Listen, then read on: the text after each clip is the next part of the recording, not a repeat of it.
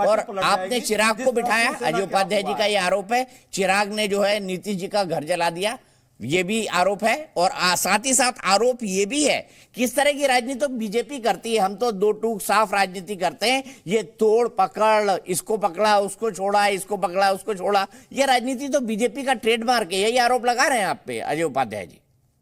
नहीं नहीं दीपक जी, देखिए बहुत पुरानी बात नहीं है। अभी कुछ दिनों पहले विधानसभा के पटल पे बिहार के मुख्यमंत्री नीतीश कुमार जी ने क्या कहा था? दलित, पिछड़े, गरीब, शोषित, पीड़ित, उनका देहांत हुआ था। नीतीश कुमार जी ने असंवेदनशीलता का पराकाष्ठा, कहते हैं पियोगे तो मरोगे। ये सीएम है, ये मुख्यमंत्री है। देखिए नीतीश कुमार जी और कुर्सी छोड़ो कुर्सी पकड़ो ये गेम खेल रहे हैं। इनका इतिहास रहा है लोगों को ठगने का। जॉर्ज फर्नांडिस साहब को किसने ठगा? नीतीश कुमार जी ने। दिग्विजय सिंह जी को किसने ठगा? नीतीश कुमार जी ने। जया जेटली को किसने ठगा? नीतीश कुमार जी ने। शरद यादव को किसने ठगा? नीतीश कुमार जी ने। जो व्यक्ति अपनी पार्टी को नहीं चला पा रहा है वो देश चलाएगा? अरे इनको तो कोई पूछ नहीं रहा है। अभी हैदराबाद में इतनी बड़ी रैली हुई थी बीआरएस की, इनको बुलाया गया था क्या? पूछिए ना जरा। अभी जयराम रमेश जी का कल स्टेटमेंट आया था, पता नहीं अजय जी कैसे बोल रहे हैं। जयराम रमेश जी ने कहा था हमें किसी से पूछने की आवश्यकता नहीं है। तो नीतीश कुमार जी के नाम पे सहमति जनता दल यूनाइटेड में नहीं है, बिहार में नहीं है, कांग्रेस में नहीं है, बीआरएस में नहीं है, वो सपना देख रहे हैं। ठीक है, आपने भी नाम ले लिए इतने सारे, Digvijay Singh, George Fernandes, X Y Z, लेकिन बीजेपी भी तो एक खेल करती है ना, इधर से पलटे, इधर बिठा लिया, फिर इधर से पलटे। जब आपको पता है जॉर्ज फर्नांडिस से लेकर आज तक धोखा ही देते आ रहे हैं, तो आपने काहे किया था 3-3 बार अलायंस उनके साथ? देखिए ऐसा है कि लालू जी बहुत अच्छी बात करते थे नीतीश जी के बारे में कि इनके अतड़ी में दांत है, इनके पेट में दांत है, ये क्या बोलेंगे, क्या करेंगे, क्या सोचेंगे, कुछ किसी को पता नहीं है। लेकिन बिहार की जनता ने देख लिया है। 2010 में हमारे साथ सरकार बनाए थे, चले गए महागठबंधन में।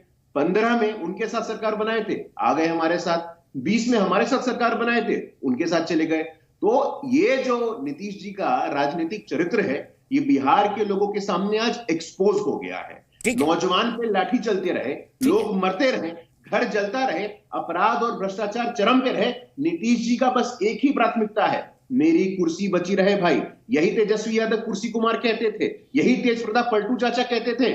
इस व्यक्ति में स्वाभिमान नहीं है, नैतिकता नहीं है, लेकिन तब भी कुर्सी पे बने रहना कोई इस व्यक्ति से सीखे भाई। ठीक है, सीधे मैं सुनील सिंह जी के पास चलता हूं। सुनील सिंह जी, कठोर शब्दों का इस्तेमाल किया गुरु प्रकाश जी ने, वैसे बहुत नाप तौल के वो अपने शब्द लेते हैं, लेकिन मेरा आपसे सीधा सवाल है, क्या सरकार का इकबाल बिहार में बचा है? क्या नीतीश कुमार का इकबाल बिहार में बचा है? हाँ या ना में बता दीजिए मुझे। देखिए, नीतीश सरकार का इकबाल था, है और रहेगा। अगर किसी को इससे इतर सोचना हो तो मेलोडी खाए खुद जान जाए, अपराध करके देखे, फिर देखे उसकी क्या हश्र होती है। एक बात। दूसरा, गुरु प्रकाश जी ने कहा कि वो प्रधानमंत्री पद के सपने देखते हैं। देखिए, अनेकों नेक बार माननीय मुख्यमंत्री नीतीश कुमार जी ने स्पष्ट किया है कि विपक्षी एका के वो सूत्रधार और मालाकार बनकर भाजपा मुक्त भारत की शुरुआत जो हमने बिहार से की है, उसको पूरे देश में 2024 में भाजपा को शासन से खदेड़ेंगे। उन्होंने अनेक बार स्पष्ट किया है कि वो प्रधानमंत्री पद के दावेदार नहीं है। और जहां तक रह गई भाजपा की बात, भाजपा के जब एनडीए में हम थे तो चुनाव जो हमने लड़ा था वो माननीय नीतीश कुमार जी के नेतृत्व में और उनके चेहरे पर लड़ा था। और एक एक वोट जो आए हैं वो नीतीश जी के चेहरे पर आए हैं, जिसको लेके भाजपा कंफ्यूज हो गई। और इस तरह के शब्दों का प्रयोग गुरु प्रकाश जी करना लाजमी है, क्योंकि उनके सत्ता जाने की छटपटाहट है और 2024 जाने का भय है। इन दो चीजों के बीच में वो छटपटाहट में परस्पर विरोधाभासी बयान दिए जा रहे हैं। खैर, ये उनकी मानसिकता, ये जस्टिफाइड है कि जिस तरह के मनोवैज्ञानिक चीजों से वो गुजर रहे हैं, ऐसे वाक्य वो बोलेंगे। ठीक है, मैं सीधे चलता हूं यहां से संगीत रागी जी के पास। संगीत रागी जी, सरकारें इकबाल पे चला करती है, सवाल यह है कि क्या नीतीश कुमार का वो इकबाल जो था पहले, आज क्या राजनीतिक तौर पर बचा है? कितनी क्रेडिबिलिटी आप मानते हैं नीतीश कुमार की है इस वर्तमान परिदृश्य में? देखिए, बिहार में यदि आप जाएं और नीतीश जी के बारे में चर्चा करें तो एक आम आदमी की जो राय है वो उससे बिहार का एक बड़ा प्रचलित शब्द है, इस आदमी ने घिना दिया है। घिना देना का मतलब आप समझ सकते हैं, और घिना देने का शब्द नीतीश के लिए इसलिए बनता है कि न तो कोई वैचारिक निष्ठा उनकी है, न कोई राजनैतिक निष्ठा है, और न ही कोई चारित्रिक निष्ठा है। आप ध्यान दीजिए कि यही तेजस्वी ने ये कहा था कि बिहार के मुख्यमंत्री नीतीश कुमार जब दिल्ली जाते हैं तो बिहार भवन में न रुक करके कार बदल बदल के द्वारका में कहीं पर रुकते हैं। एक प्रकार से यह सीधा सीधा उनके चरित्र पर आरोप लगाया था, और इसके बावजूद इस बात का रिबटल न कर करके उसी आदमी के साथ सत्ता का संयोजन कर लेना अपने आप में बताता है कि नीतीश कुमार की राजनीतिक पवित्रता कहाँ है, राजनीतिक निष्ठा कहाँ है, वैचारिक निष्ठा कहाँ है। दूसरी बात, देखिए बिहार में सब कोई जानता है कि लालू प्रसाद यादव और उनकी पार्टी भ्रष्टाचार के पर्याय हो चुके हैं, और लालू पार्टी जहां भी रही है वह एक गुंडाइज्म का भी एक प्रतीक माना गया है बिहार के अंदर, लॉलेसनेस जिसको जंगल राज कहें, जिसके खिलाफ नीतीश लड़ाई लड़ रहे थे और उन्होंने कहा था कि हम सुशासन लाएंगे।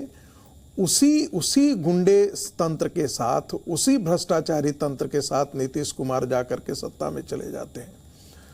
तो इससे भी ये बात समझ में आती है कि इस व्यक्ति की राजनीतिक चरित्र क्या है, इस व्यक्ति की राजनीतिक निष्ठा, वैचारिक निष्ठा कहाँ पर है। तीसरी बात, हम चुनाव को देखते हैं। 2014 में जब लोकसभा का चुनाव लड़ रहे थे तो नीतीश बाबू की पार्टी को 16.2% वोट, 0.2% वोट आया था पार्लियामेंट के अंदर। तब जो है वो भारतीय जनता पार्टी इनसे कहीं अलग, 22 सीट जीत लाई थी, इनको 2 सीट मिला था। इनकी सारी हैसियत पता लग गई थी। बाद में जाकर के मैं तो दोषी मानता हूं भारतीय जनता पार्टी को, कि भारतीय जनता पार्टी का केंद्रीय नेतृत्व तो उस समय भी अटल बिहारी वाजपेयी जी और लाल कृष्ण आडवाणी जी ने नीतीश कुमार को अपनी पार्टी के विधायकों की संख्या होने के बावजूद भी इनको मुख्यमंत्री बना करके इनको जमीन दिया था, और उस जमीन का इस आदमी ने इतना दुरुपयोग किया कि भारतीय जनता पार्टी का जो वोट बैंक है उसी को बर्बाद करने में लग गया। आप सोचिए कि अलीगढ़ मुस्लिम विश्वविद्यालय का खोलना, वहां पर उसका ब्रांच खोलना, यह सोचिए कि बांग्लादेशियों को शरण देना, एक प्रकार से नीतीश सरकार के समय पीएफआई के हब बन चुका है बिहार।